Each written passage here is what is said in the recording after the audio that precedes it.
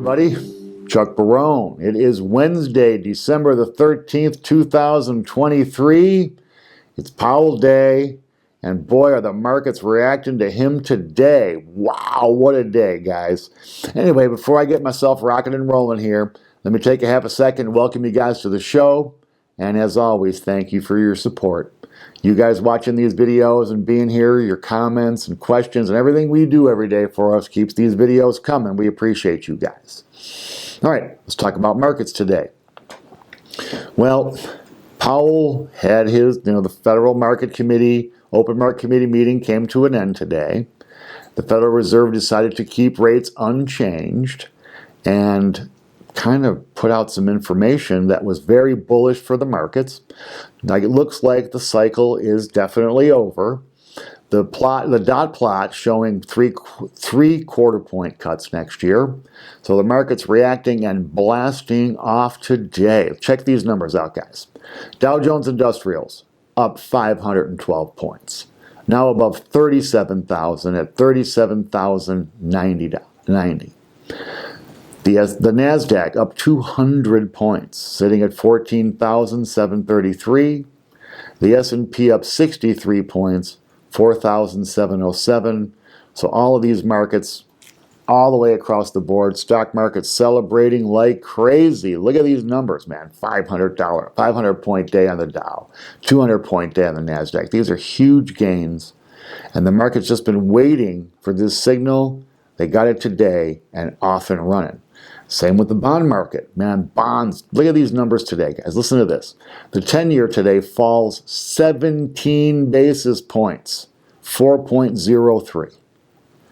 The 2-year falls 29 basis points, almost a third of a point, 4.43%. The bond market just rocketing forward. I guess, the Fed, the power they have over these markets, you can see today, is absolute. They don't even actually have to do anything. They just have to signal they're going to do something in the future, and you get results like this. I sure hope nothing goes wrong in this plan, man, because these markets will reverse quick, right? The dollar today, rate cuts not good for the dollar, falls almost a full point. 102.94 on the index and on its way back down to 100. As a result, gold blasts off today, man. Dollar coming down, gold flying up $46.70. Back above $2,000, $2,026.20 for an ounce of gold. Silver rallies $1.04 today, $23.80. As the dollar come down, you're going to see more rallies like this in gold and silver. Just like I told you guys, man, these are big days coming. This is history we're living through. And it's amazing to watch this stuff as it happens day to day. Just crazy. Oil today rallies back up after yesterday's debacle, up $1.15, but still below our target, $69.76 for a barrel of West Texas Intermediate. It's going to stay in this range, guys. The OPEC people, the Russians, and everybody, the oil producers, want to get prices higher than this. I think they've kind of shot every little bullet they got in their gun now. I don't know really what they have left. Most of them, of course, cheating on these quotas anyway. So I think oil is either going to stay stable around 70 to 75, or my guess would be the trend will be down. Bitcoin today rallies back up $1,500. 42,745 for Bitcoin, a good solid number. Bitcoin defying gravity right now, defying the odds, defying the markets, and it's rocking and rolling, man. It's doing great. All right, let's talk about Powell today. Let's talk about these markets. We also got PPI numbers, which were really, really encouraging. Core PPI flat month over month. Wow, that's pretty unusual. And the top line PPI below 0.1%. So PPI now, and I've told you guys, PPI is kind of an indicator of where CPI is going to be down the road. Looks like inflation for real flattening out. Now don't get me wrong. The prices aren't going up like they were. but they're still elevated. Okay, so what was, $1 is now $1.69, and the idea that we're going to go back down to $1 is just not going to happen. $1.69 is probably the new normal. Maybe you get a little bit of relief, and this is the mystical imaginary product. Back to market forces now, and corporations are going to have a little bit of trouble now keeping these margins where they are, record margins. I mean, look at every sector in our business world today in the U.S., and they're all at record margins, record profits. This is part of the greedflation cycle. They've had an opportunity with this inflation to raise prices, certainly took advantage of that opportunity by raising prices and having a lot of success with it. People are still buying stuff, consumers shrugging it off, and they're making massive profits, and what they're doing is they're taking that excess profits and they're buying back stock. Billions and billions and billions of dollars being squandered on stock buybacks. And the reason they buy the stock back is a reward to shareholders, because what it does is it bumps up the price of stock immediately. You got the same earnings but less shares dividing it. Boom. You get a big bump in price. And this, of course, helps the corporate overlords, the CEOs and their friends, to get massive bonuses because all their bonuses are tied to stock performance. So if the company can't cut the mustard selling widgets, providing services, or whatever they do, they've cut the mustard by buying back their own shares and improving their earnings per share that way. This used to be illegal, right? So anyway, the Fed, back to Powell. So Powell talking today, basically telling the market that he understands the risk of keeping rates too high for too long. So that's the exact opposite of what they've been saying about higher for longer, right? It looks like we're going to have a pivot here. I don't know how quickly actually cuts are going to come, but it looks like, rate hikes are out the window. I think that you're going to have this pivot to cuts before we get to 2%.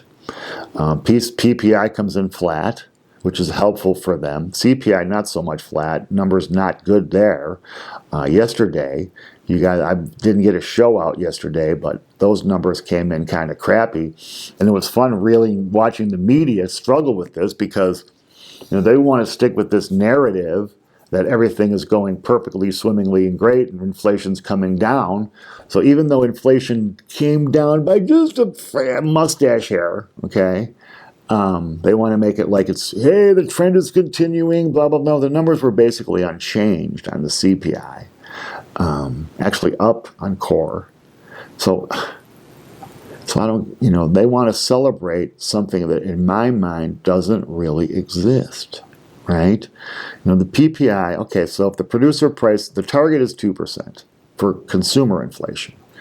If the producer price inflation is still over 3%, how are you going to get consumer prices to only 2%? It's impossible. Impossible.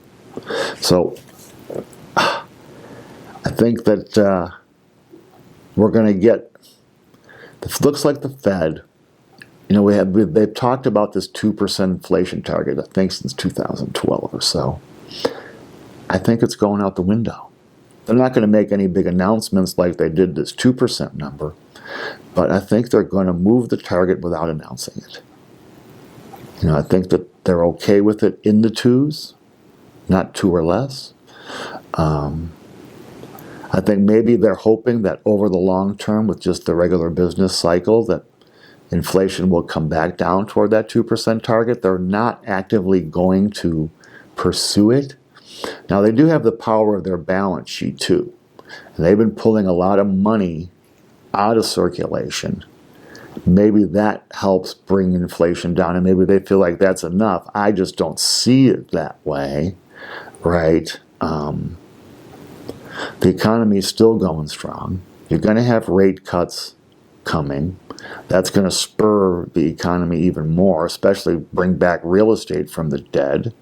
So you're going to have all of these things occurring at the same time they're hoping prices come down. Well, I think a hot economy, right, an economy that's really hot, and a hot job market where wages are going up. That's going to tend to make prices go up, not come down. So I don't see exactly how they're going to pull this off. But apparently that's going to be the plan. Now, you know, you have Wall Street looking at this scenario. Now, what is Wall Street waiting to do? You got all these massive private equity funds, Blackstone, Apollo. I read an article today sitting on almost $3 trillion of dry powder. So they have tons of money sitting on the sidelines waiting to come into these markets. My guess is they're going to come out after residential real estate pretty hard. Depending on what happens with commercial real estate, I think they could end up buying it all if they want to. A lot of crazy things going on simultaneously here, right? You got an election year rolling up in a big divided country. You got all kind of fiscal problems with the U.S. government and their debt. The cost of carrying that debt going up and up and up and up and up. I don't know how that's going to help bring prices down. You got corporations having their way with greed and making record margins and profits. You got an inept government that not only is making the debt worse, but can't seem to get out of their own way. As a joke around, they couldn't find their own ass with both hands and a compass to guide them. You got consumers spending money like drunken sailors, going into debt with outrageous interest rates, 20% of car payments over $1,000, 30% interest rates on credit cards. Well, if you've been listening to the advice we've been given since we started this show, guess what? None of that is hurting you. What have we been advising? Save your money. A certain percentage of your income, no matter what it is, should be stashed. Don't get into new debt. If you have existing debt, pay it off. Even pay it down if it's $5 extra. We've been advocating stay out of debt, get out of debt, right? We've been saying spend your money wisely. Don't watch out for the impulse stuff. Buy what you need. Everybody has to spend money and buy things.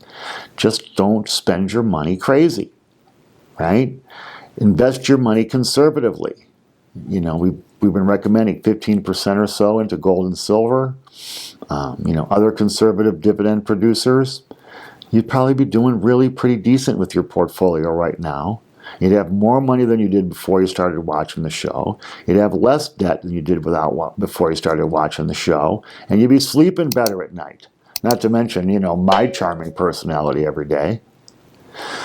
So anyway, I hope you guys are taking all of this in. We'll be back tomorrow. It's going to be another big day tomorrow. Lots of economic data coming Thursday and Friday. We'll be here to bring you guys the news you need. Until tomorrow, guys, take care. Thanks.